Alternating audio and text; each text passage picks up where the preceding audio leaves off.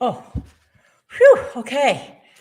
Just got done with that conversation with Michelle Mason. Didn't Oh know if I was yeah. going to make it, Bruce. Now I see why they call her Mason. She's a wordsmith, I tell you. Yeah. I totally enjoyed her. Yeah, the president and CEO of ASAE. She's definitely a businesswoman on the go, and really enjoyed talking to her. As a matter of fact, she's Smart Women in Meetings Hall of Famer. She just was announced that, which I thought was brilliant. I thought that was awesome. So we were congratulating her on that. But she's out of Chicago, and she uh, she really had to go through a lot during this pandemic, which again was one of the topics, no doubt. What did you find fascinating about this woman? Well, one thing that I love the fact is that she's a woman of faith, but she doesn't rely on her faith alone. I think Wasn't that great? everyone says the same thing. Faith without works is dead. You have to get Yeah, out there and you have to make it happen. The harder I work, the more blessed I am. Okay, yeah. so it's definitely about the hard work as well as the faith, and she takes her faith and make that part of her whole equation, but she doesn't make it the only equation to get her the Right, answers that she needs. So right. I love that. I Yeah, love I that. did too. And her words of wisdom, you never know future possibilities until you take the first step. So although, her faith is, there's more to it, she's saying, hey, you need to take that first step to find that out. And that with her faith kind of goes, coincide. I thought that was really special to start her episode out. And I'm glad you caught on to that because she wowed me from hello. Man, so tell us about what happened, like when this everything happened and you said, you know what, I'm going to do this podcast. I'm going to make this happen. What are some of the issues that you experienced where it required for you to apply faith and work at the same time to make this successful? Right. Yeah, that's a good question because just like, what Michelle had to do for her members, keeping them all together. That's why this show was developed to keep the hospitality industry together and, getting the word out and getting people to believe in what you are offering and what you're giving to your members, like Michelle has to do, or me giving to my viewers. That's that first step of you know what does this mean? What are you offering that's going to help me move forward? And that's the key. And when she's the president and CEO of a major association with thousands and thousands of members, that's a huge responsibility to keep those members together. And luckily for not only my show, but for Michelle and her role, it seemed like people wanted to come together.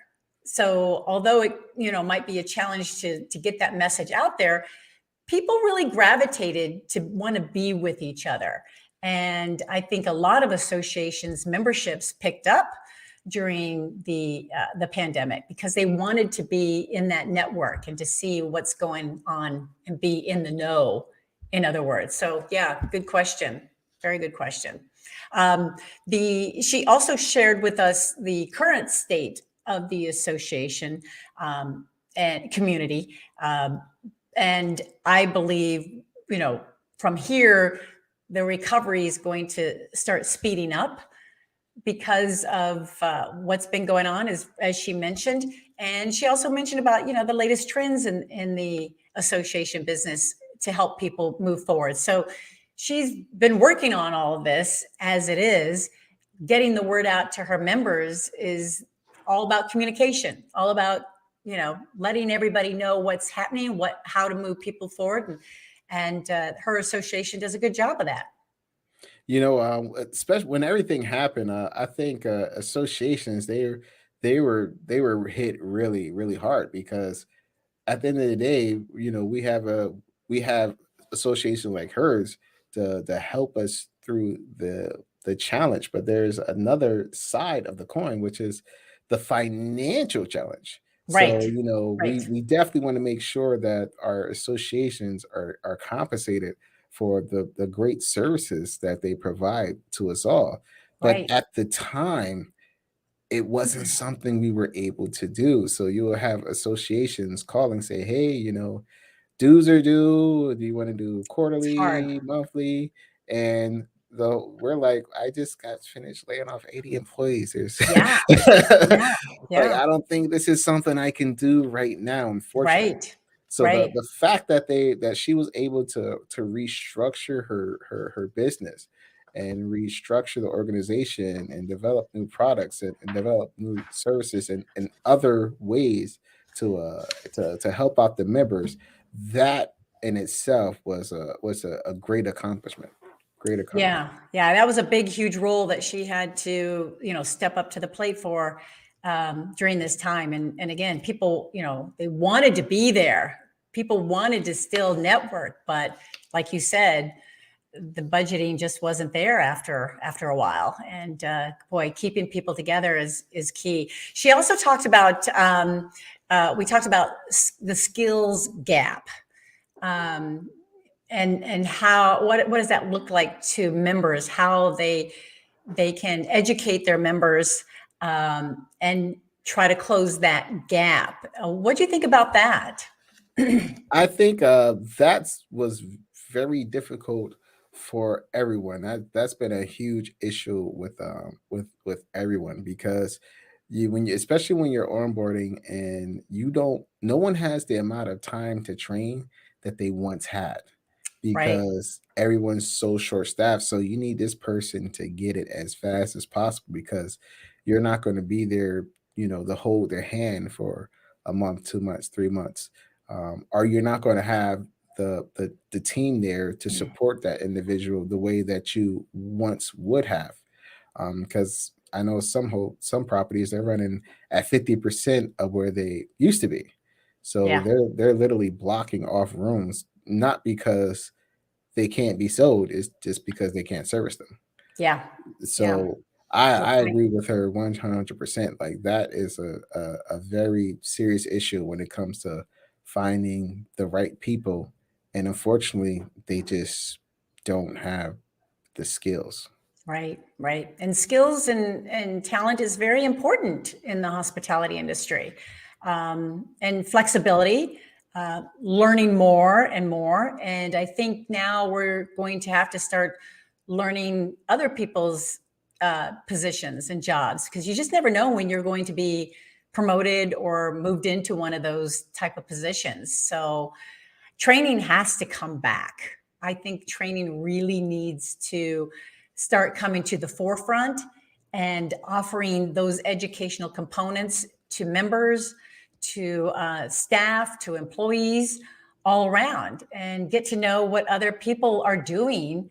Because again, you never know when you're going to be in that position as well. Because we're a very movable industry. There's, I think I've worked for maybe like 7 different hotels um, in my career. And at the same time, I run into the same people, so as Yeah. big as our industry is, it's small, but to help in other capacities in the industry, you have to have the skill set. And to fulfill that gap, we need more training. Do you I know don't how even that's going to be possible and with the budgets being so tight right now? Well, what's the key word is overtime. Yeah, You're gonna have to pay the overtime, and unfortunately, a lot of the managers, they're finding themselves working, instead of working just longer hours 5 days a week. A lot of them are finding themselves working longer hours 7 days a week, to support the staff, because you're getting more call outs and everything else. So they're gonna need to be there longer to support the staff, and two, to do more training, because the more you train someone to handle a situation, the more they don't need you. So the right, fact that you're able to invest that amount of time in that person, so they can execute the way that you would execute if you were there, is going to save you a lot of headaches and a lot of hours that you don't have to work, because they're good without you. So, Right. so yeah, that would be the first couple of steps that I take is I just bite the bullet, even though I want to be with my family. I'll just bite the bullet and just, stay a couple extra hours so I can teach the new skills that I need to teach. So Right. this way the employees' confidence has been reinforced with training and Yeah. skills. Yeah. I totally agree with you on that. And she talked about, how the association and hospitality communities collaborate to, help advance the entire hospitality profession. What do you think of that? Listen, we have there's a whole lot of room for improvement in that area. Yeah. I feel like enough there's not enough events just for that subject alone, because we see the associations at their events, but it's not it's very rare for them to actually come on site, to the property. So if the associations, if they could just put in their calendar, do more site visits, and this way they can, see firsthand, besides at their location, a lot of the things that we have to endure. So the fact that, hey, even if you got to have the event, at the property, but the fact that you're there, showing your support, letting the property know, or the company know that, hey, we understand what you're going through, and we are here to help. That's the first step that they need to take to bring all of us closer together, for Yeah. sure. Totally agree. Totally agree. But there's one thing that she said that she discovered was the fact that the answers don't come individually, Hmm. but collectively together as a team. And I loved how she said that because she's so right.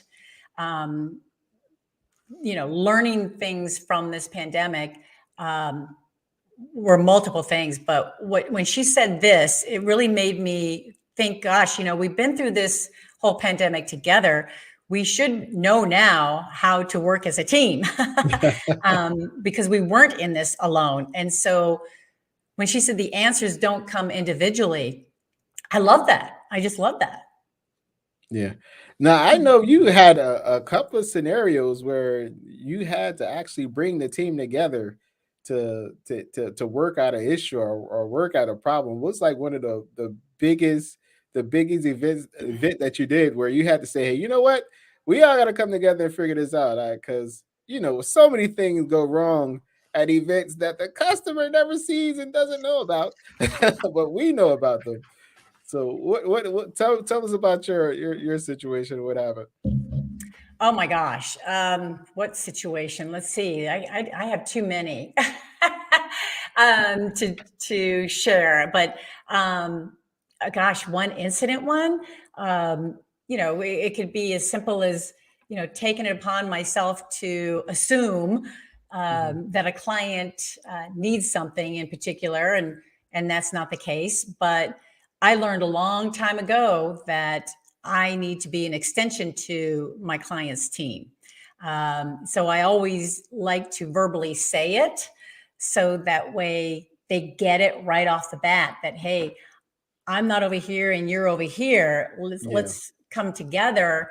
And because of that, I want to be an extension to your team. And they love that because then they can call on me to do things or have some kind of input because I've been to so many different conferences, especially as a speaker, that I see so many different things out there that I can easily bring to the table. And that's what we need to look for, is to know that somebody might have the knowledge, the experience, or the wisdom to go, hey, this has worked over here before. Why not bring it in? This looks like this would work for you as well. Or I saw somebody do this before, but let's change it to where it would work for you. Things like that, I believe, are the best things. But I got a lot of scenarios I could probably share that would take all day. So yeah, that I really I know you enjoyed her, and I enjoyed her, and only wish the association uh, segment of the hospitality industry only gets better, and it's going to. So it's great to talk to all these leaders that have such optimism throughout our conversation. So I'm ready to go off to the next one. Okay, Bruce? Oh, yeah. Yes, and we're talking to the food professor next. And boy, I know I say it over and over, but I'm just fascinated by food and beverage in the hospitality industry. And I bet he, being the senior director for Agra Food Analytics Lab, has some in-depth information we need to know. So let's take a look and see what he has to share. Right now, as a matter of fact. So let's head on over there. And at the same time, we want to thank our official sponsor, which is Efficient Health Solutions.